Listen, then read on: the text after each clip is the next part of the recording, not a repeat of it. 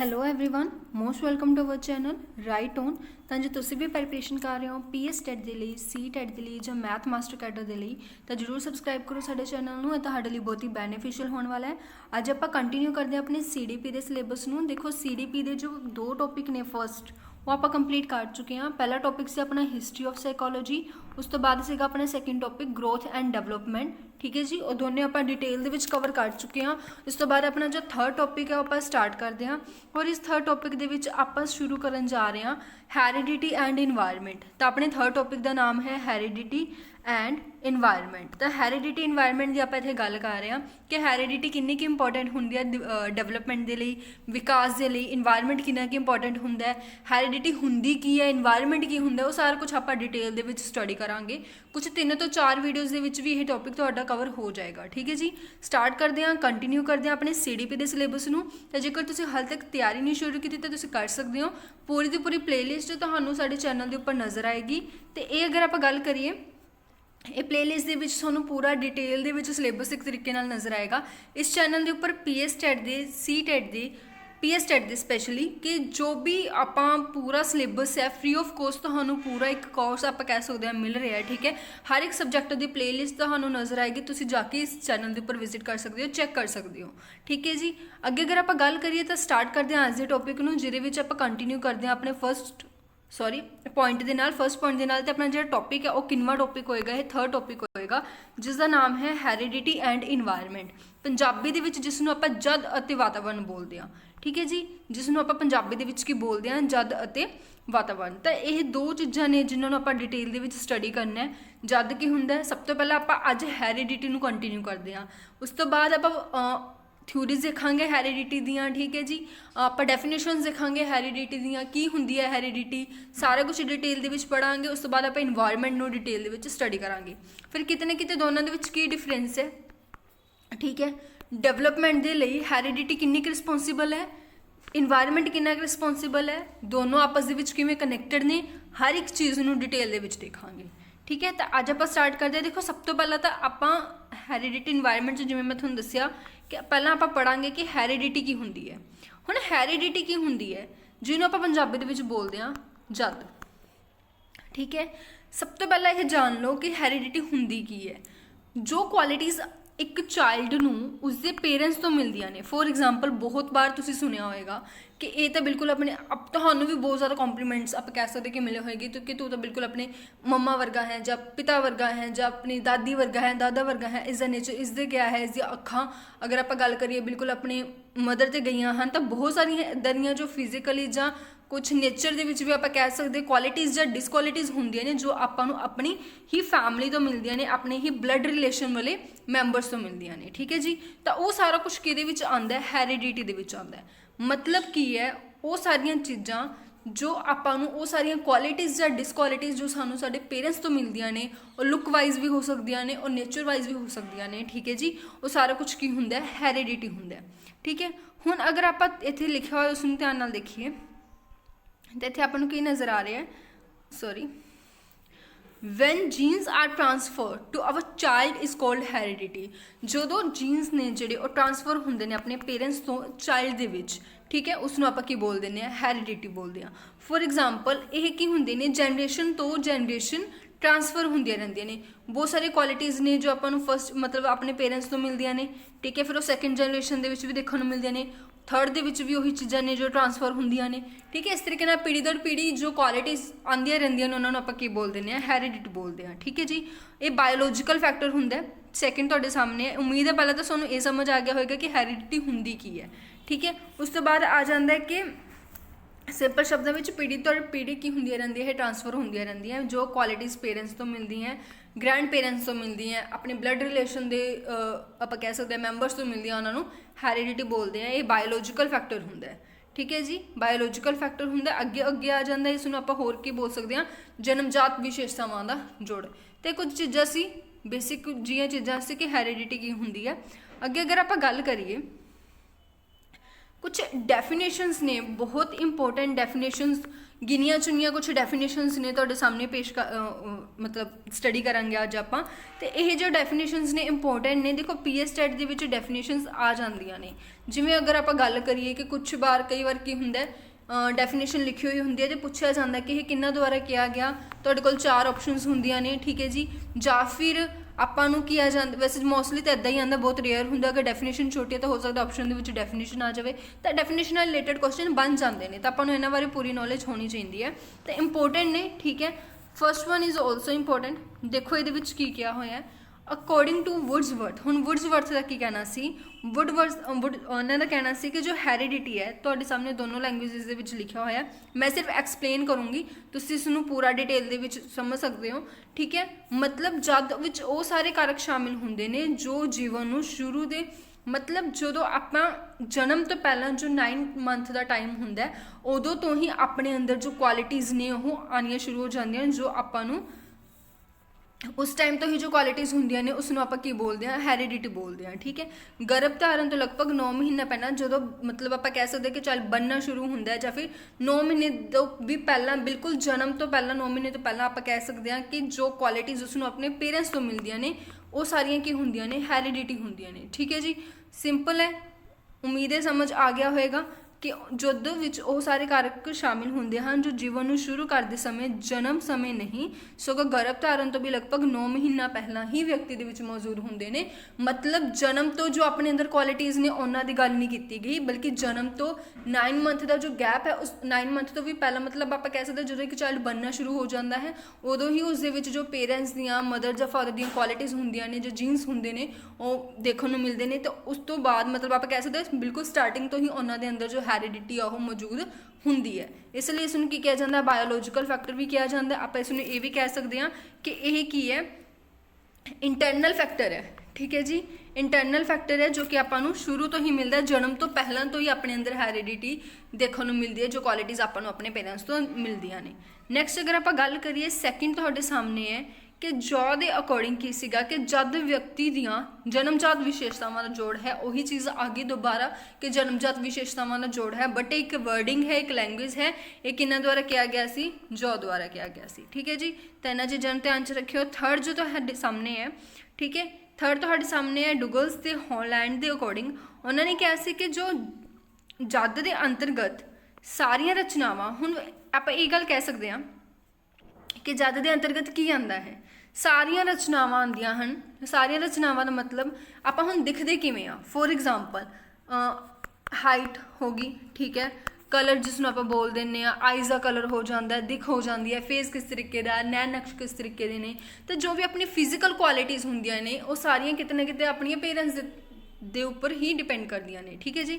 तो मोस्टली जिस उन्होंने भी देखा जाता है कि ये बिल्कुल अपना इसका फेस जो है बिल्कुल अपने मदर वर्गा है या फादर वर्गा है, ये चीज़ां, ठीक है। तो आप कह सकते हैं कि बिल्कुल जो अपन फिजिकल स्पैशलिटीज़ होंदियां ने वो भी डिपेंड करदियां ने हैरिडिटी के उपर। उस तो बाद काम आ जाता है जो काम करने की क्षमता या काम करने की योग्यता, आप बोल सकते हैं, ठीक है, योग्यता वर्ड इत्थे यूज़ कर सकते हो, ठीक है। जिमें कि अपना नेचर है, ज़्यादातर देखा जाता है कि हार्ड वर्किंग अगर अपने पेरेंट्स ने तो अपन मतलब जो क्वालिटीज़ ने फिजिकल होन या काम के प्रति होन आपां नूं अपने पेरेंट्स तो हैरिडिटी दे विच ही मिलदियां ने, ठीक है जी। वो हुण पेरेंट्स तो भी मिल सकदियां ने। उस तो बाद अगर आप गल करिए अपनी जो पूर्वज आप बजुर्ग कह दें, दादा दादी आ जाते हैं या अगे पड़दादा पड़दादी, उन्होंने तो भी आपां नूं मिलदियां ने। ये थ्योरीज़ ने, उन्होंने आप डिटेल दे विच देखांगे, फिलहाल आप डेफिनेशन देख रहे हैं, ठीक है। थ्योरीज़ का मतलब ये हो गया कि थ्योरीज़ दे विच ये आपां कहिए फ्रांसिस गाल्टन द्वारा दी गई थ्योरी से कि बच्चा सिर्फ अपने पेरेंट्स से ही नहीं बल्कि अपने मतलब दूर के जो आप कह सकते हैं कि पूर्वज होंगे ने या बजुर्ग होंगे ने, उन्होंने उपर भी कितने कितने हैरिडिटी के मामले में डिपेंड करता है। तो वो चीज़ां ने इत्थे, ठीक है जी। ये डेफिनेशन तुसीं देख लियो, नोट कर लियो, स्क्रीनशॉट लेना चाहो अच्छी बात है, बट अगर जगह तुसीं अपने नोट्स बना रहे हो तो बहुत ज़्यादा वधिया होएगा। नैक्सट अगर आप गल करिए अकॉर्डिंग टू रूट बैंडिज, तो इन्होंने की कहा सी, इन्होंने भी बिल्कुल वही गल कही सी कि माता पिता तो संतान को प्राप्त होने वाले सारे गुण की कहलाते हैं, हैरिडिटी कहलाते हैं। जो क्वालिटीज़ आपां नूं बार बार वही गल आ रही है कि जो क्वालिटीज़ आपां नूं अपने जीन्स तो मिलदियां ने, अपने बायोलॉजिकल फैक्टर दे विच हुंदियां ने, इंटरनल फैक्टर हुंदा अपना, अपने क्वालिटीज़ आपां नूं अपने पेरेंट्स तो मिलदियां ने, वो फिजिकल हो सकदियां ने। हो सकता है कि उन्होंने गुस्सा ज़्यादा आंदा इसलिए क्वालिटी अपने विच भी है, या डिसक्वालिटी होएगी ये, तो ये सारियां चीज़ां किहदे विच आ जांदियां ने जी, हैरिडिटी दे विच आ जांदियां ने, ठीक है। उम्मीद है तो ਤੁਹਾਨੂੰ ਹੈਰੀडिटी की है पहला तो वो समझ आ गया होएगा। उस तो बाद जो 3 ਤੋਂ 4 इंपोर्टेंट डेफिनेशनस मैंने ਤੁਹਾਡੇ सामने रिप्रजेंट ਕੀਤੇ ਨੇ, उम्मीद है ਤੁਹਾਨੂੰ ਉਹ ਵੀ ਅੱਛੇ ਤਰੀਕੇ ਨਾਲ ਕਲੀਅਰ ਹੋ ਗਈਆਂ ਹੋਣਗੀਆਂ। ਜੋ ਲੈਂਗੁਏਜ ਪੰਜਾਬੀ ਦੇ ਵਿੱਚ ਕੰਫਰਟੇਬਲ ਨੇ ਉਹਨਾਂ ਲਈ ਵੀ ਹੈ, ਔਰ ਜੋ ਇੰਗਲਿਸ਼ ਲੈਂਗੁਏਜ ਦੇ ਵਿੱਚ ਕੰਫਰਟੇਬਲ ਨੇ ਉਹ ਵੀ ਇਸ ਨੂੰ ਨੋਟ ਕਰ ਸਕਦੇ ਨੇ। ਠੀਕ ਹੈ ਜੀ, ਅੱਗੇ ਅਗਰ ਆਪਾਂ ਗੱਲ ਕਰੀਏ ਥੋੜਾ ਅੱਗੇ ਵਧਦੇ ਹਾਂ। ਹੈਰੀडिटी ਕਲੀਅਰ ਹੁੰਦਾ ਹੈ, ਦੁਬਾਰਾ ਰਿਪੀਟ ਕਰ ਰਹੀ ਹਾਂ। ਹੈਰੀडिटी ਕੀ ਹੁੰਦਾ? ਇੰਟਰਨਲ ਫੈਕਟਰ ਹੁੰਦਾ ਹੈ। ਆਪਾਂ ਨੂੰ ਉਹ ਕੁਆਲਿਟੀਜ਼ ਜੋ ਆਪਣੇ ਪੇਰੈਂਟਸ ਤੋਂ, ਆਪਣੇ ਗ੍ਰੈਂਡ ਪੇਰੈਂਟਸ ਤੋਂ, ਆਪਣੇ ਗ੍ਰੇਟ ਗ੍ਰੈਂਡ ਪੇਰੈਂਟਸ ਤੋਂ ਮਿਲਦੀਆਂ ਨੇ, ठीक है, फिजिकल भी हो सकती ने कोई भी क्वालिटीज़, तो वो अपने कोल की हो जाती है हैरीडिटी दे विच काउंट होती है। ठीक है, अगे अगर आप वधिए तो इत्थे एक होर क्वेश्चन बन जाता है, वो भी तुसीं नोट कर लो। तो वो क्वेश्चन की बन जाता है कि हैरीडिटी दे फादर कौन ने? फादर ऑफ हैरीडिटी कौन ने? ग्रैगर मेंडल ने जी। तो इस चीज़ को नोट कर लो, फादर ऑफ हैरीडिटी कौन ने? Grainger Mendel. ठीक है, ये क्वेश्चन इंपोर्टेंट है, कई बार इस तरीके नाल ही आ जाता है कि who is the father of heredity, या फिर जद दे पितामा किसनों कहा जाता है, तो वो कौन ने? ग्रैगर मेंडल ने। इन्होंने एक्सपैरीमेंट किया सी पीज़ के उपर, मटरां के उपर। ठीक है, वो सारा कुछ जो आप थ्योरीज पढ़ांगे उधर डिटेल के करांगे। हुण थोड़ा अगे बढ़ते हैं। उस तो बाद आ जाता जी एक इंपोर्टेंट टॉपिक जिसनों आप बोलते हैं कि ਕਿਹੜਾ पेयर है जिहदे करके आप कह सकते हैं कि करैक्टरिस्टिक्स ने जिहड़ियां अपनियां पेरेंट्स दियां जो क्वालिटीज़ ने या डिसक्वालिटीज़ ने एक बच्चे दे विच ट्रांसफर होंदियां ने, तो आ जाते हैं जी क्रोमोसोम्स दे विच। हुण क्रोमोसोम्स दे विच देखते हैं आप डिटेल दे विच स्टडी करते हैं। देखो पेरेंट्स फादर और मदर दोनों दे विच अगर पूछा जाए कि किन्ने क्रोमोसोम्स होंदे ने, तो 23 पेयर्स होंदे ने जो दोनों दे विच पाए जाते हैं। ठीक है, दोबारा दस रही हाँ, 23 पेयर, या फिर पंजाबी दे विच अगर कहां तो जोड़े। अगर थोनू जोड़े दे विच पूछा गया, पेयर दे विच पूछा गया, तो किन्ने क्रोमोसोम्स ने जो फादर और मदर दे विच पाए जाते हैं? 23। ठीक है, बट अगर सानू बिना जोड़े तो पूछे ओनली क्या गया कि किन्ने क्रोमोसोम्स ने, पेयर की तो कोई गल ही नहीं की, तो तुसी आप सोचो 23 होणगे फादर दे विच, 23 होणगे मदर दे विच, तो ओवरऑल किन्ने हो जाएंगे जी? 46। दोनों दे विच सेम होंदे हैं। ठीक है, एक डिफरेंट होंदा है, वो आप स्टडी करते हैं। पर पहला इन्ना जान लो कि ओवरऑल क्रोमोसोम्स होंदे किन्ने? 23 होंदे हैं। बट अगर पेयर की गल की है, पेयर के किन्ने होंदे हैं? 23 पेयर होंदे हैं। बट अगर पूछा गया कि सिर्फ क्रोमोसोम, इस वर्ड को ध्यान च रखियो, बहुत सारे बच्चे तो कन्फ्यूज हो जाते हैं। 23 जोड़े होंदे हैं और 46 किन्ने होंदे हैं? क्रोमोसोम्स होंदे हैं। ठीक है, क्योंकि जिन्हां विचों 23 किहदे विच होंदे आ? फादर दे विच, और 23 किहदे विच होंदे आ? मदर दे विच। ठीक है जी, अगे अगर आप गल करिए, ये सीगियां कुछ चीज़ां। ठीक है, हुण इहदे विच आपां कह सकते हैं कि 22 इदां दे पेयर होंदे हैं जो बिल्कुल सेम होंदे हैं। 23 दे विचों 22 पेयर होंदे हैं जो सेम होंदे हैं। जो सेम का मतलब ये हो गया कि यही 22 मदर दे विच भी होंदे हैं और यही 22 फादर दे विच भी होंदे हैं। इन्हां दे विच कोई भी डिफरेंस नहीं हुंदा। ठीक है, तो इन्हां 22 नूं आपां, इन्हां 22 पेयर्स नूं आपां की बोलते हैं? ऑटोसोम्स बोलते हैं। दोबारा दस रही हाँ, इन्हां 22 पेयर्स नूं आपां की बोलते हैं? ऑटोसोम्स बोलते हैं। ध्यान रखियो इस चीज़ का, 23 जोड़ियां दे विचों 22 जोड़े सेम होंदे हैं और यही की होंदे हैं? ऑटोसोम्स होंदे हैं। ठीक है जी, नैक्सट अगर आप गल करिए, एक पेयर डिफरेंट होंदा है, 23rd पेयर। हुण 22 सेम ने, तो मतलब 20 जो 3rd पेयर है वो की होएगा? डिफरेंट होएगा। हुण यही 23rd पेयर की बनता है? कारण बनता है या फिर रीजन बनता है जिहदे करके जो क्वालिटीज़ नेगियां वो ट्रांसफर होंदियां ने, क्योंकि बाकी 22 सेम होंदे ने, तो आप ये कह सकते हैं कि 23rd पेयर जो है वो रिस्पोंसिबल होंदा है। किस चीज़ लिए रिस्पोंसिबल होंदा है? क्वालिटीज़ नूं ट्रांसफर करन दे विच, चाइल्ड दे विच। ठीक है जी, हुण 23rd पेयर देख लैंदे आपां किहड़ा हुंदा है। इत्थे वैसे तुसीं देख ही रहे होंगे कि मैंने इत्थे लिखिया भी है प्रॉपरली कि जो ऑटोसोम्स होंदे ने वो both male and female they which same होंदे ने, और जो 23rd पेयर हुंदा वो की हुंदा? डिफरेंट हुंदा है। और इस देखो जिमें 22 पेयर्स नूं आपां की बोलते हैं? ऑटोसोम्स बोलते हैं। और 23rd जो पेयर हुंदा है इसनूं आपां की बोलते हैं? सेक्स क्रोमोसोम बोलते हैं। ठीक है, तो 23rd पेयर किहड़ा होएगा? Sex chromosome. ठीक है, तो इस चीज़ को ध्यान च रखियो। नैक्सट अगर आप गल करिए, हुण 23rd पेयर हुंदा किहड़ा है? ये मेल दे विच अलग हुंदा है, ये मेल दे विच अलग हुंदा है और फीमेल दे विच अलग हुंदा है। मेल दे विच आपां नूं देखण नूं मिलदा है X और Y, और फीमेल दे विच देखण नूं मिलदा है XX। तो ये जो डिफरेंट हुंदा है, और this is also responsible for transfer qualities in child. ठीक है जी, तो ये चीज़ ध्यान च रखियो थोड़ा जा कि ਕਿਹੜਾ ਕ੍ਰੋਮੋਸੋਮ ਰਿਸਪੌਂਸਿਬਲ ਹੈ 23rd, ਉਸਨੂੰ ਕਹਿੰਦੇ ਕਿ ਹੈ ਸੈਕਸ ਕ੍ਰੋਮੋਸੋਮ। ਅਦਰਵਾਈਜ਼ ਜਿਹੜੇ 22 ਪੇਅਰਸ ਹੁੰਦੇ ਆ ਜੋ ਕਿ ਸੇਮ ਹੁੰਦੇ ਆ ਉਸਨੂੰ ਆਪਾਂ ਆਟੋਸੋਮਸ ਬੋਲਦੇ ਆ। ਔਰ 23rd ਪੇਅਰ ਜੋ ਮੇਲ ਦੇ ਵਿੱਚ ਹੁੰਦਾ ਉਹ XY ਹੁੰਦਾ ਔਰ ਫੀਮੇਲ ਦੇ ਵਿੱਚ ਕੀ ਹੁੰਦਾ ਜੀ XX ਹੁੰਦਾ। ਠੀਕ ਹੈ, ਇਹ ਸੀਗੀ ਕੁਛ ਚੀਜ਼ਾਂ ਜੋ ਤੁਹਾਨੂੰ ਪਤਾ ਹੋਣੀਆਂ ਚਾਹੀਦੀਆਂ ਸੀ। ਐਗਜ਼ਾਮ ਦੇ ਵਿੱਚ ਕੁਐਸਚਨ ਬਣ ਜਾਂਦੇ ਕਿ ਕਿੰਨੇ ਕ੍ਰੋਮੋਸੋਮਸ ਹੁੰਦੇ ਆ ਜਾਂ ਇਸ ਤਰੀਕੇ ਨਾਲ। ਤਾਂ ਨੈਕਸਟ ਅਗਰ ਆਪਾਂ ਗੱਲ ਕਰੀਏ, ਅੱਗੇ ਆ ਜਾਂਦਾ ਜੀ ਇੱਕ ਪੁਆਇੰਟ ਡਾਊਨ ਸਿੰਡਰੋਮ। ਪਹਿਲੀ ਗੱਲ ਤਾਂ ਸਿੰਡਰੋਮ ਦਾ ਮਤਲਬ ਕੀ ਹੁੰਦਾ? ਸਿੰਡਰੋਮ ਦਾ ਮਤਲਬ ਹੁੰਦਾ ਕਲੈਕਸ਼ਨ ਆਫ ਡਿਸੀਜ਼ਸ। ਠੀਕ ਹੈ, ਮਤਲਬ ਆਪਾਂ ਬਿਮਾਰੀਆਂ ਦਾ ਇੱਕ ਕਲੈਕਸ਼ਨ ਵੀ ਬੋਲ ਸਕਦੇ ਹਾਂ। ਤਾਂ ਡਾਊਨ ਸਿੰਡਰੋਮ ਦਾ ਮਤਲਬ ਹੁੰਦਾ ਸਿੰਡਰੋਮ ਦਾ ਮਤਲਬ ਹੁੰਦਾ ਕਲੈਕਸ਼ਨ ਆਫ ਡਿਸੀਜ਼ਸ। ਹੁਣ ਇਹ ਪਹਿਲੀ ਗੱਲ ਤਾਂ ਦੇਖੋ 23rd 3 ਪੇਅਰਸ ਹੁੰਦੇ ਨੇ, ਜਿਹਦੇ ਵਿੱਚ 23rd ਜੋ ਪੇਅਰ ਹੈ ਉਹ ਡਿਫਰੈਂਟ ਹੁੰਦਾ। ਇਹਦੇ ਬਾਰੇ ਆਪਾਂ ਟੋਟਲੀ ਡਿਸਕਸ ਕਰ ਚੁੱਕੇ ਹਾਂ। ਬਟ ਇਹਦੇ ਵਿੱਚ ਹਰ ਕੇਸ ਦੇ ਵਿੱਚ ਨਹੀਂ, ਰੇਅਰ ਵਾਲੇ ਕੇਸਿਸ ਦੇ ਵਿੱਚ 21st ਪੇਅਰ ਜੋ ਹੁੰਦਾ, ਇੱਥੇ 21st ਪੇਅਰ ਦੀ ਗੱਲ ਕੀਤੀ ਜਾ ਰਹੀ ਹੈ। ਠੀਕ ਹੈ, ਉਹਦੇ ਵਿੱਚ ਕੀ ਹੁੰਦਾ, ਇੱਕ ਕ੍ਰੋਮੋਸੋਮ ਐਕਸਟਰਾ ਐਡ ਹੋ ਜਾਂਦਾ, ਜਿਹਦੇ ਕਰਕੇ ਕਿਹੜੀ ਕੰਡੀਸ਼ਨ ਬਣਦੀ ਹੈ? ਟ੍ਰਾਈਜ਼ੋਮੀ ਦੀ ਕੰਡੀਸ਼ਨ ਬਣਦੀ ਹੈ। ਠੀਕ ਹੈ, ਔਰ ਇਸੇ ਟ੍ਰਾਈਜ਼ੋਮੀ 21 ਨੂੰ ਕੀ ਬੋਲਦੇ ਆ? ਡਾਊਨ ਸਿੰਡਰੋਮ ਬੋਲਦੇ ਆ। ਠੀਕ ਹੈ ਜੀ, ਆਈ ਹੋਪ ਤੁਹਾਨੂੰ ਇਹ ਕਲੀਅਰ ਹੋ ਗਿਆ ਹੋਏਗਾ। ਦੁਬਾਰਾ ਰਿਪੀਟ ਕਰ ਰਹੀ ਹਾਂ ਕਿ ਡਾਊਨ ਸਿੰਡਰੋਮ ਕੀ ਚੀਜ਼ ਹੈ। ਦੇਖੋ ਓਵਰਆਲ ਆਪਣੇ ਕੋਲ ਕਿੰਨੇ ਪੇਅਰ, ਆਪਾਂ ਦੇਖਦੇ ਹਾਂ ਕਿ ਕਿੰਨੇ ਪੇਅਰਸ ਹੁੰਦੇ ਆ, 23 ਪੇਅਰਸ ਹੁੰਦੇ ਆ, ਜਿਹਦੇ ਵਿੱਚੋਂ 23rd ਪੇਅਰ ਦੀ ਆਪਾਂ ਗੱਲ ਕਰ ਚੁੱਕੇ ਹਾਂ ਕਿ 23rd ਪੇਅਰ ਕਿਹੜਾ ਹੁੰਦਾ। ਠੀਕ ਹੈ, ਉਸ ਤੋਂ ਬਾਅਦ ਅਗਰ ਆਪਾਂ ਗੱਲ ਕਰੀਏ ਇਹਦੇ ਵਿੱਚੋਂ ਮੇਲ ਦੇ ਹਰ ਇੱਕ ਪੇਅਰ ਦੇ ਵਿੱਚ, ਮੇਲ ਦੇ ਵਿੱਚ ਵੀ ਅਗਰ ਆਪਾਂ ਕਹੀਏ ਔਰ ਫੀਮੇਲ ਦੇ ਵਿੱਚ ਵੀ ਇੱਕ ਹੁੰਦਾ ਓਵਰਆਲ ਕਿੰਨੇ ਬਣਦੇ ਆ? 2 ਕ੍ਰੋਮੋਸੋਮਸ ਬਣਦੇ ਆ।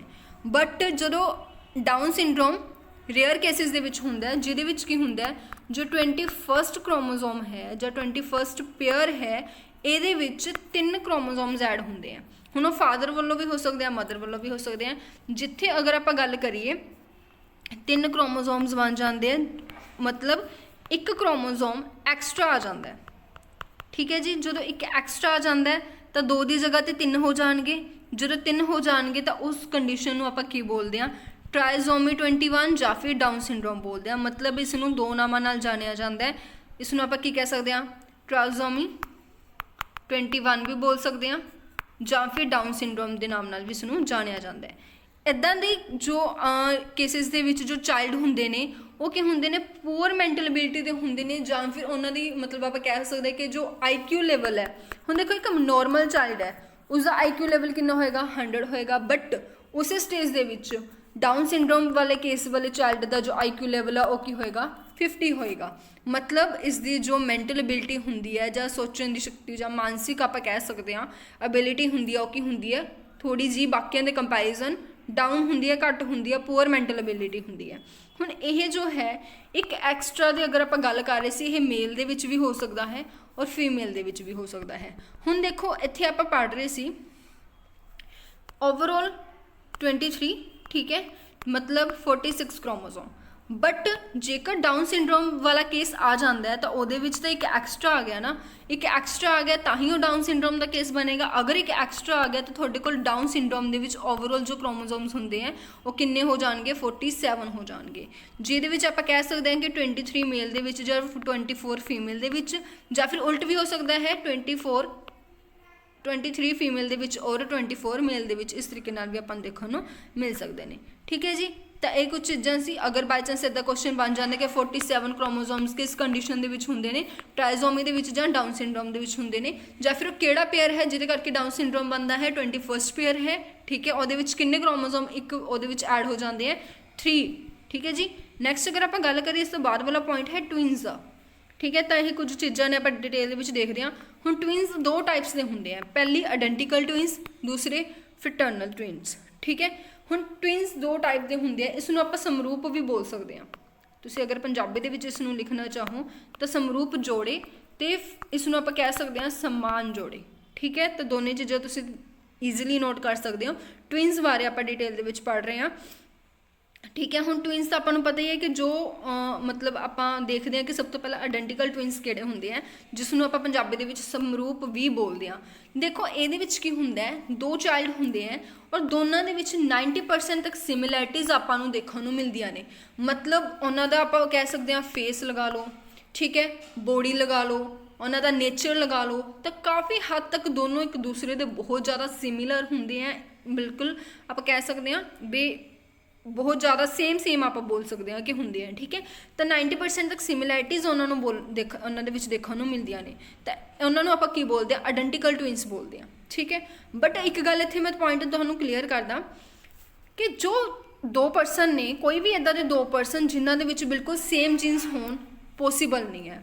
ਆਪਾਂ ਇਹ ਵੀ ਕਹਿ ਸਕਦੇ ਹਾਂ ਕਿ ਬਿਲਕੁਲ ਸੇਮ ਜੀਨਸ ਵਾਲੇ ਕੋਈ ਵੀ ਦੋ ਪਰਸਨਸ ਹੁੰਦੇ ਹੀ ਨਹੀਂ ਹੈ, ਠੀਕ ਹੈ। ਕਿਸੇ ਦੇ ਵਿੱਚ ਵੀ ਨਹੀਂ। ਆਇਡੈਂਟੀਕਲ ਟਵਿਨਸ ਦੇ ਵਿੱਚ ਵੀ ਅਗਰ ਦੋ ਚਾਈਲਡ ਨੇ ਤਾਂ ਉਹਨਾਂ ਦੇ ਵਿੱਚ ਵੀ ਜੀਨਸ ਦੇ ਵਿੱਚ ਫਰਕ ਹੋਏਗਾ, ਲਿਟਲ ਬਿਟ ਜਾਂ ਜ਼ਿਆਦਾ, ਉਹ ਡਿਪੈਂਡ ਕਰਦਾ। ਬਟ ਬਿਲਕੁਲ ਸੇਮ ਜੀਨਸ ਵਾਲੇ ਦੋ ਪਰਸਨ ਟਵਿਨਸ ਵੀ ਨਹੀਂ ਹੁੰਦੇ, ਆਇਡੈਂਟੀਕਲ ਟਵਿਨਸ ਵੀ ਨਹੀਂ ਹੁੰਦੇ। ਤਾਂ ਇਹ ਗੱਲ ਨੂੰ ਥੋੜ੍ਹਾ ਧਿਆਨ 'ਚ ਰੱਖਿਓ। ਨੈਕਸਟ ਅਗਰ ਆਪਾਂ ਗੱਲ ਕਰੀਏ, ਇਸ ਤੋਂ ਬਾਅਦ ਆਪਾਂ ਦੇਖ ਰਹੇ ਹਾਂ ਹੋਰ ਆਇਡੈਂਟੀਕਲ ਟਵਿਨਸ ਦੇ ਵਿੱਚ ਕੀ ਆਏਗਾ। ਇਸ ਦਾ ਦੂਸਰਾ ਨਾਮ ਹੈ ਮੋਨੋਜ਼ਾਈਗੋਟਿਕ। ਅਗਰ ਆਇਡੈਂਟੀਕਲ ਟਵਿਨਸ ਦੀ ਜਗ੍ਹਾ 'ਤੇ ਤੁਹਾਡੇ ਕੋਲ ਲਿਖ ਦਿੱਤਾ ਜਾਵੇ ਮੋਨੋਜ਼ਾਈਗੋਟਿਕ, ਤਾਂ ਸੇਮ ਚੀਜ਼ ਹੈ, ਕੋਈ ਡਿਫਰੈਂਸ ਨਹੀਂ ਹੈ। ਸੈਕਿੰਡ ਨੇਮ ਵੀ ਆਪਾਂ ਇਸ ਨੂੰ ਇਸ ਦਾ ਕਹਿ ਸਕਦੇ ਹਾਂ, ਠੀਕ ਹੈ ਜੀ। ਸੇਮ ਸੈਕਸ ਦੇ ਹੁੰਦੇ ਆ, ਮਤਲਬ ਕੀ ਹੈ, ਜਾਂ ਤਾਂ ਬਰਥ ਟਾਈਮ ਆਪਾਂ ਦੇਖਦੇ ਹਾਂ ਕਿ ਟਵਿਨਸ ਹੁੰਦੇ ਹਨ, ਜਾਂ ਤਾਂ ਦੋਨੋਂ ਕੀ ਹੋਣਗੇ, ਬੇਬੀ ਗਰਲ ਹੋਣਗੇ ਜਾਂ ਦੋਨੋਂ ਬੇਬੀ ਬॉय ਹੋਣਗੇ, ਠੀਕ ਹੈ। ਤੇ ਇਸ ਤਰੀਕੇ ਨਾਲ ਉਹਨਾਂ ਦਾ ਮਤਲਬ ਆਪਾਂ ਨੂੰ ਬਹੁਤ ਜ਼ਿਆਦਾ ਸਿਮਿਲੈਰਿਟੀਜ਼ ਦੇਖਣ ਨੂੰ ਮਿਲਦੀਆਂ ਨੇ। ਸੈਕਿੰਡ ਅਗਰ ਆਪਾਂ ਗੱਲ ਕਰੀਏ, ਅਗਲਾ ਆਪਣੇ ਕੋਲ ਟਾਈਪ ਹੈ ਸਮਾਨ ਜੋੜੇ ਵੀ ਜਿਸ ਨੂੰ ਕਿਹਾ ਜਾਂਦਾ ਹੈ, ਠੀਕ ਹੈ, ਫਰੈਟਰਨਲ ਟਵਿਨਸ। ਹੁਣ ਸਮਾਨ ਆ ਗਿਆ ਇਹਦੇ ਵਿੱਚ, ਸਮਾਨ ਆ ਗਿਆ, ਮਤਲਬ ਇਹਦੇ ਵਿੱਚ ਜੋ ਸਿਮਿਲੈਰਿਟੀਜ਼ ਨੇ ਉਹ ਹੁੰਦੀਆਂ ਨੇ ਬਟ ਘੱਟ ਹੁੰਦੀਆਂ ਨੇ। 60 ਤੋਂ 70% ਤੱਕ ਜੋ ਸਿਮਿਲੈਰਿਟੀਜ਼ ਨੇ ਆਪਾਂ ਨੂੰ ਇਹਨਾਂ ਦੇ ਵਿੱਚ ਦੇਖਣ ਨੂੰ ਮਿਲਦੀਆਂ ਨੇ। ਇਸ ਦਾ ਦੂਸਰਾ ਨਾਮ ਹੋਏਗਾ ਡਾਇਜ਼ੋਕਟਿਕ ਟਵਿਨਸ, ਠੀਕ ਹੈ ਜੀ। ਔਰ ਇਹ ਆਪੋਜ਼ਿਟ ਸੈਕਸ ਦੇ ਵੀ ਹੋ ਸਕਦੇ हैं, ਸੇਮ ਦੇ ਵੀ ਹੋ ਸਕਦੇ हैं ਔਰ ਆਪੋਜ਼ਿਟ ਦੇ ਵੀ ਹੋ ਸਕਦੇ हैं, ਠੀਕ ਹੈ। ਆਪੋਜ਼ਿਟ ਮਤਲਬ ਹੋ ਸਕਦਾ ਕਿ ਬੇਬੀ ਬॉय ਔਰ ਇੱਕ ਬੇਬੀ ਗਰਲ ਹੋਵੇ, ਤੇ ਇਸ ਤਰੀਕੇ ਨਾਲ ਆਪੋਜ਼ਿਟ ਜਾਂ ਸੇਮ ਦੋਨੋਂ ਦੇ ਵਿੱਚ ਕੋਈ ਵੀ ਹੋ ਸਕਦੇ हैं। ਤੇ ਇਹ ਦੋ ਟਾਈਪ ਸੀਗੀਆਂ ਟਵਿਨਸ ਦੀਆਂ ਜਿਨ੍ਹਾਂ ਨੂੰ ਆਪਾਂ ਡਿਟੇਲ ਦੇ ਵਿੱਚ ਪੜ੍ਹਿਆ। ਨੈਕਸਟ ਅਗਰ ਆਪਾਂ ਗੱਲ ਕਰੀਏ, ਇਸ ਤੋਂ ਬਾਅਦ ਆ ਜਾਂਦੀਆਂ ਨੇ ਜੀ ਥਿਊਰੀਜ਼। ਬਹੁਤ ਇੰਪੋਰਟੈਂਟ ਨੇ ਥਿਊਰੀਜ਼, ਠੀਕ ਹੈ। ਅੱਜ ਆਪਾਂ ਸਿਰਫ ਇੱਕ ਥਿਊਰੀ ਨੂੰ ਕਵਰ ਕਰਾਂਗੇ, ਬਾਕੀ ਦੀਆਂ ਜੋ ਥਿਊਰੀਜ਼ ਨੇ ਉਹਨਾਂ ਨੂੰ ਆਪਾਂ ਨੈਕਸਟ ਵੀਡੀਓ ਦੇ ਵਿੱਚ ਕਵਰ ਕਰਾਂਗੇ। ਨੈਕਸਟ ਵੀਡੀਓ ਦੇ ਵਿੱਚ ਆਪਣੀ ਜੋ ਹੈਰੀਡਿਟੀ ਆ ਉਹ ਕੰਪਲੀਟ ਹੋ ਜਾਏਗੀ, ਪਲੱਸ ਇਨਵਾਇਰਨਮੈਂਟ ਆਪਾਂ ਸਟਾਰਟ ਕਰ ਲਾਂਗੇ, ਠੀਕ ਹੈ। ਤਾਂ ਟੌਪਿਕ ਮੈਂ ਤੁਹਾਨੂੰ ਸਟਾਰਟਿੰਗ ਦੇ ਵਿੱਚ ਵੀ ਦੱਸਿਆ ਸੀ ਕਿ 2 ਤੋਂ 3 ਵੀਡੀਓਜ਼ ਦੇ ਵਿੱਚ ਤਾਂ ਇਹ ਚੱਲੇਗਾ। ਹੁਣ ਅਗਰ ਆਪਾਂ ਗੱਲ ਕਰੀਏ ਥਿਊਰੀਜ਼ ਦੀ, ਤਾਂ ਸਭ ਤੋਂ ਪਹਿਲਾਂ ਥਿਊਰੀ ਮੈਂ ਤੁਹਾਨੂੰ ਦੱਸੂੰਗੀ ਕਿ ਬਾਇਓਮੈਟਰੀ ਥਿਊਰੀ ਸੀਗੀ, ਠੀਕ ਹੈ। ਇੰਪੋਰਟੈਂਟ ਹੈ ਥਿਊਰੀਜ਼ PSTET ਦੇ ਮਾਮਲੇ ਦੇ ਵਿੱਚ, ਜਾਂ ਫਿਰ ਅਗਰ ਆਪਾਂ ਗੱਲ ਕਰੀਏ CDP ਦੇ ਵਿੱਚ ਥਿਊਰੀਜ਼ ਬਹੁਤ ਜ਼ਿਆਦਾ ਇੰਪੋਰਟੈਂਟ ਰੋਲ ਪਲੇ ਕਰਦੀਆਂ ਨੇ। ਆਪਾਂ ਇਨ ਦਾ ਫਿਊਚਰ ਕੱਲੀ ਥਿਊਰੀ ਨੂੰ ਡਿਟੇਲ ਦੇ ਵਿੱਚ ਡਿਸਕਸ ਕਰਾਂਗੇ, ਜਿਹਦੇ ਵਿੱਚੋਂ ਪਹਿਲੀ ਥਿਊਰੀ ਆਪਾਂ ਕਰ ਰਹੇ ਹਾਂ ਹੈਰੀਡਿਟੀ ਦੀ, ਜੋ ਕਿ ਹੈ ਬਾਇਓਮੈਟਰੀ ਥਿਊਰੀ। ਹੁਣ ਬਾਇਓਮੈਟਰੀ ਥਿਊਰੀ ਦੇ ਵਿੱਚ ਪਹਿਲੀ ਗੱਲ ਤਾਂ ਸਭ ਤੋਂ ਪਹਿਲਾਂ ਇਹ ਪਤਾ ਹੋਣਾ ਚਾਹੀਦਾ ਹੈ ਕਿ ਇਹ ਥਿਊਰੀ ਸੀ ਜੋ ਉਹ ਦਿੱਤੀ ਕਿਹਨਾਂ ਨੇ ਸੀ, ਸਰ ਫ੍ਰਾਂਸਿਸ ਗਾਲਟਨ ਨੇ, ਠੀਕ ਹੈ। ਤਾਂ ਇਹ ਥਿਊਰੀ ਕਿਹਨਾਂ ਨੇ ਦਿੱਤੀ ਸੀ, ਸਰ ਫ੍ਰਾਂਸਿਸ ਗਾਲਟਨ ਨੇ। ਔਰ ਉਹਨਾਂ ਨੇ ਕਿਹੜੀ ਬੁੱਕ ਦੇ ਵਿੱਚ ਇਸ ਦਾ ਜ਼ਿਕਰ ਕੀਤਾ ਸੀ, ਹੈਰੀਡਿਟੀ ਜੀਨੀਅਸ ਦੇ ਵਿੱਚ, ਠੀਕ ਹੈ। ਤਾਂ ਇਹ ਚੀਜ਼ਾਂ ਨੇ, ਥੋੜ੍ਹਾ ਧਿਆਨ ਦੇ ਵਿੱਚ ਰੱਖਿਓ ਇਹਨਾਂ ਨੂੰ। ਇਸ ਤੋਂ ਬਾਅਦ ਅਗਰ ਆਪਾਂ ਗੱਲ ਕਰੀਏ ਤਾਂ ਉਹਨਾਂ ਨੇ ਇਸ ਥਿਊਰੀ ਦੇ ਵਿੱਚ ਕੀ ਦੱਸਿਆ ਸੀ। ਥਿਊਰੀ ਦੇ ਵਿੱਚ ਉਹਨਾਂ ਨੇ ਦੱਸਿਆ ਸੀ, ਜਿਵੇਂ ਕਿ ਮੈਂ ਤੁਹਾਨੂੰ ਸਟਾਰਟਿੰਗ ਦੇ ਵਿੱਚ ਜਦੋਂ ਡੈਫੀਨੇਸ਼ਨਸ ਆਪਾਂ ਕਰ ਰਹੇ ਸੀ ਉਦੋਂ ਵੀ ਮੈंने ਤੁਹਾਨੂੰ ਦੱਸਿਆ ਸੀ ਕਿ ਬਾਇਓਮੈਟਰੀ ਥਿਊਰੀ ਦੇ ਵਿੱਚ ਫ੍ਰਾਂਸਿਸ ਗਾਲਟਨ ਨੇ ਕਿਹਾ ਸੀ ਕਿ ਬੱਚੇ ਸਿਰਫ ਆਪਣੇ ਪੇਰੈਂਟਸ 'ਤੇ ਹੀ ਨਹੀਂ ਬਲਕਿ ਦੂਰ ਦੇ ਜੋ ਬਜ਼ੁਰਗ ਹੁੰਦੇ ਨੇ ਜਾਂ ਪੂਰਵਜ ਹੁੰਦੇ ਨੇ ਉਹਨਾਂ 'ਤੇ ਵੀ ਕਿਤੇ ਨਾ ਕਿਤੇ ਕੀ ਕਰਦੇ ਨੇ, ਡਿਪੈਂਡ ਕਰਦੇ ਨੇ, ਠੀਕ ਹੈ ਜੀ। ਤਾਂ ਉਹ ਚੀਜ਼ ਆਪਾਂ ਨੇ ਇੱਥੇ ਪੜ੍ਹੀ ਸੀਗੀ, ਉਹੀ ਪੂਰੀ ਦੀ ਪੂਰੀ ਥਿਊਰੀ ਹੁਣ ਆਪਾਂ ਸਟੱਡੀ ਕਰ ਰਹੇ ਹਾਂ। ਹੁਣ ਥਿਊਰੀ ਦੇ ਵਿੱਚ ਉਹਨਾਂ ਨੇ ਕੀ ਕਿਹਾ, ਦੇਖੋ ਇੱਕ ਟੇਬਲ ਤੁਹਾਨੂੰ ਇੱਥੇ ਨਜ਼ਰ ਆ ਰਿਹਾ, ਠੀਕ ਹੈ। ਉਹ ਟੇਬਲ ਦੇਖਦੇ ਹਾਂ ਕੀ ਆ।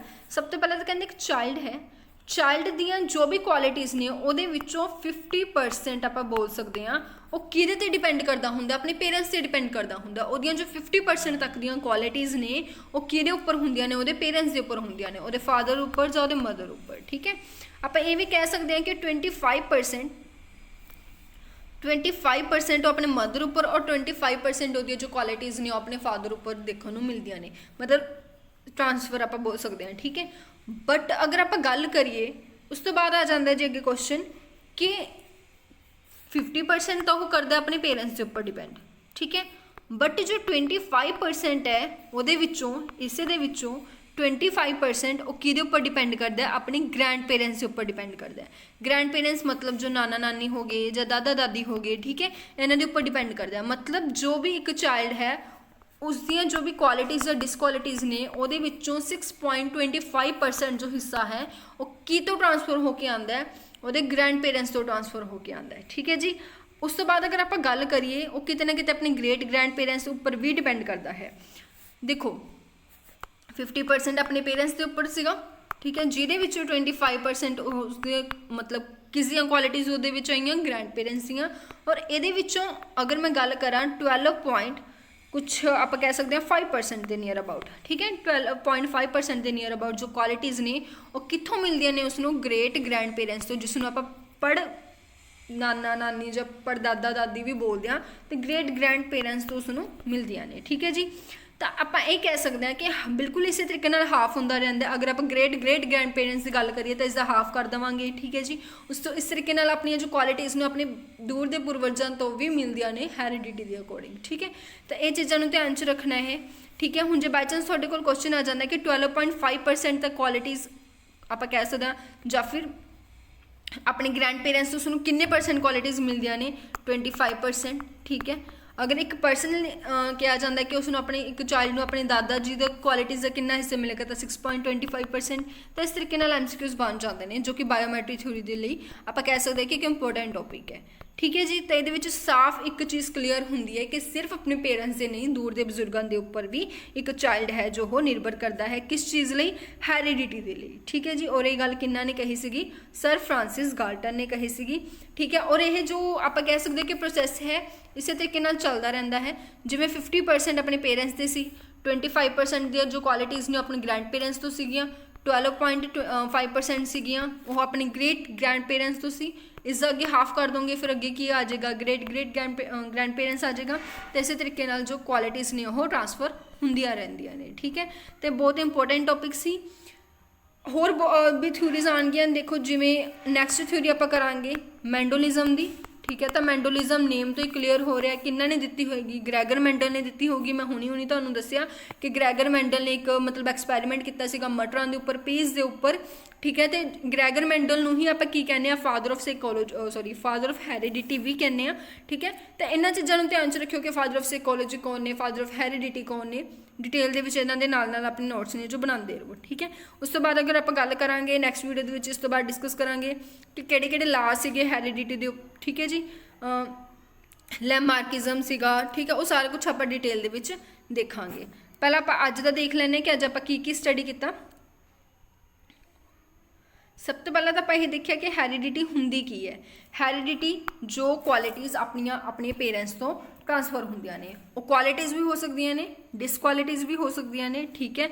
उस तो बाद अगर आप गल करिए एक होर चीज़ मैं थोड़ा इत्थे दसना चाहांगी कि सिर्फ हैरिडिटी के उपर अपना डेवलपमेंट नहीं डिपेंड करता। वैसे तो वो जो आप दोनों रिलेट करांगे उदों पढ़ांगे, बट फिर भी एक बार दसना चाहनी हाँ कि अपने विकास लिए अपने डेवलपमेंट के लिए 50% जेकर हैरिडिटी रिस्पोंसिबल है तो बाकी का 50% कौन रिस्पोंसिबल है, इन्वायरमेंट रिस्पोंसिबल है। ये मैं तुहानूं प्रिंसिपल ऑफ डेवलपमेंट के भी दसिया सी जो आप इंटरैक्शन ऑफ या फिर इंटर रिलेशन ऑफ हैरिडिटी तो इन्वायरमेंट पढ़ रहे सी, ठीक है जी। दोबारा इस जो आप करांगे हैरिडिटी तो इन्वायरमेंट के डिफरेंस की है, जो इन्हों का की रिलेशन है डेवलपमेंट के किमें सहयोग देंगे ने, वो सारा कुछ उदों आप डिस्कस करांगे। बट अगर आप गल करिए ये नहीं होएगा कि ज़्यादा हैरिडिटी इफेक्ट करती है जो ज़्यादा इन्वायरमेंट इफेक्ट करता है, नहीं, दोनों का इक्वली रोल है, इक्वली दोनों की नहीं रिस्पोंसिबल ने जो भी विकास हो रहा है उसके लिए, ठीक है। बहुत सारी एग्जाम्पल्स नाल इसनूं डिस्कस करांगे। उस तो बाद आप देखिया सी कि कुछ इंपोर्टेंट आप डेफिनेशन देखिया सी, जिहदे विच सब तो पहले सी वुड्सवर्थ दी, उस तो बाद 3 तो 4 डेफिनेशनस आप देखिया सी जो कि डिटेल दे विच डिस्कस भी कीतियां आपां। क्रोमोसोम्स की हुंदे हैं, किन्ने पेयर हुंदे हैं, और अगर आप गल करिए सिर्फ किन्ने ओवरऑल काउंटिंग दे विच किन्ने क्रोमोसोम हुंदे हैं, जिहदे विच मदर दे विच किन्ने हुंदे हैं, फादर दे विच किन्ने हुंदे हैं, ठीक है। सारा कुछ आप डिस्कस किया किहड़ा क्रोमोसोम है जो रिस्पोंसिबल हुंदा है कि क्वालिटीज़ ट्रांसफर हुंदियां ने पेरेंट्स तो चाइल्ड दे विच। इस तो बाद आप किया सी कि 23rd जो है उसनूं की कहा जाता है, 22 जो सेम ने उन्होंने आप की बोलते हैं। तो हर एक चीज़ आप डिटेल की। डाउन सिंड्रोम भी पूरा डिटेल किया, 21st पेयर होंगे, इसका की इफेक्ट पैंदे कि चाइल्ड के उपर, ठीक है। फिर आप पढ़िया कि आइडेंटिकल ट्विंस के आप कह सकते हैं समान के समरूप जो ट्विंस होंगे ने वो की होंगे ने, ट्विंस दी टाइप्स में आप देखिया। आफ्टर दैट थ्योरी की जो कि फर्स्ट थ्योरी सी बायोमैट्रिक थ्योरी, ठीक है। इस तो बाद अगर आप कंटिन्यू करांगे अपने टॉपिक नूं। तो जेकर तुहानूं साडा वीडियो पसंद आया ਤਾਂ ਜਰੂਰ ਸਬਸਕ੍ਰਾਈਬ ਕਰੋ ਸਾਡੇ ਚੈਨਲ ਨੂੰ, ਲਾਈਕ ਕਰੋ, ਸ਼ੇਅਰ ਕਰੋ ਤੇ ਜਿੰਨਾ ਹੋ ਸਕੇ ਆਪਣੇ ਫਰੈਂਡਸ ਦੇ ਨਾਲ ਸ਼ੇਅਰ ਕਰੋ ਇਸ ਨੂੰ, ਤਾਂ ਕਿ ਉਹ ਵੀ ਬਹੁਤ ਚੰਗੇ ਤਰੀਕੇ ਨਾਲ ਤਿਆਰੀ ਕਰ ਸਕਣ। ਠੀਕ ਹੈ ਜੀ, ਦੁਬਾਰਾ ਦੱਸ ਰਹੀ ਹਾਂ, ਜੇਕਰ ਤੁਸੀਂ ਸਾਨੂੰ ਕੰਟੈਕਟ ਕਰਨਾ ਚਾਹੁੰਦੇ ਹੋ ਫੇਸਬੁੱਕ ਦੇ ਉੱਪਰ ਜਾਂ ਇੰਸਟਾਗ੍ਰਾਮ ਦੇ ਉੱਪਰ ਤੁਸੀਂ ਸਾਨੂੰ ਮੈਸੇਜ ਕਰ ਸਕਦੇ ਹੋ। ਠੀਕ ਹੈ, ਕੋਈ ਵੀ ਤੁਹਾਡਾ ਟੈਟ ਐਗਜ਼ਾਮ ਦੇ ਰਿਗਾਰਡਿੰਗ ਕੋਈ ਵੀ ਡਾਊਟ ਹੈ ਤੁਸੀਂ ਸਾਨੂੰ ਪੁੱਛ ਸਕਦੇ ਹੋ। ਠੀਕ ਹੈ, ਤੇ ਇਸ ਤੋਂ ਇਲਾਵਾ ਟੈਲੀਗ੍ਰਾਮ ਚੈਨਲ ਨੂੰ ਤੁਸੀਂ ਜੁਆਇਨ ਕਰ ਸਕਦੇ ਹੋ। ਇਹਨਾਂ ਤਿੰਨਾਂ ਦੇ ਜੋ ਲਿੰਕ ਨੇ ਡਿਸਕ੍ਰਿਪਸ਼ਨ ਦੇ ਵਿੱਚ ਮਿਲ ਜਾਣਗੇ, ਤਿੰਨੇ ਹੀ ਬਹੁਤ ਹੈਲਪਫੁਲ ਹੋਣਗੇ ਤੁਹਾਡੇ ਲਈ। ਠੀਕ ਹੈ ਜੀ, ਉਸ ਤੋਂ ਬਾਅਦ ਅਗਰ ਆਪਾਂ ਗੱਲ ਕਰੀਏ ਤਾਂ ਚਲੋ ਅੱਜ ਇੰਨਾ ਹੀ ਕਰਦੇ ਹਾਂ, ਨੈਕਸਟ ਵੀਡੀਓ ਦੇ ਵਿੱਚ ਡਿਸਕਸ ਕਰਾਂਗੇ। ਲਾਈਕ, ਸ਼ੇਅਰ ਤੇ ਸਬਸਕ੍ਰਾਈਬ ਕਰਨਾ ਨਾ ਭੁੱਲਿਓ ਜੇਕਰ ਤੁਸੀਂ ਸਾਡੇ ਚੈਨਲ 'ਤੇ ਨਵੇਂ ਹੋ ਤਾਂ। ਠੀਕ ਹੈ, ਪੂਰਾ ਸਿਲੇਬਸ ਤੁਹਾਨੂੰ ਇੱਥੇ ਮਿਲੇਗਾ, ਤਾਂ ਜ਼ਰੂਰ ਕੀਪ ਸਪੋਰਟਿੰਗ। Thank you.